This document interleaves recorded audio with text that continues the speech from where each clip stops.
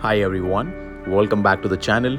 This is Coach Aniket. So today we're gonna do very important topic, and it's going to be the day one, which we are doing squat today. So we're gonna learn how to do a proper squat. I know you must be knowing this movement from very long, but there are some mistakes which I have seen a lot in gym. So let's start with the movement. What are the mistakes are there? Let's see the first one. The very first one is your stance. You stand like this and then you go deeper with that movement, even go faster also at the same time, which is not correct. That's the number one. Mistake number two, while you're doing this, butt wink, which is a very common mistake. You go down and your butt wink there. You loosen up the core.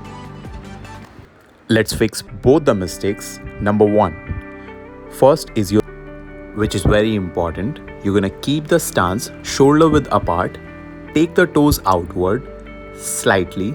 From there, you're gonna bend the knees and the hips together, and then you go slowly down and control. Your hip goes below the knees and then you come up. Now the breathing pattern is more important here.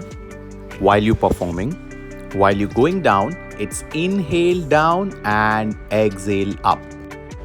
So that's the first technique in this functional training series. Then you will see the next video in day 2.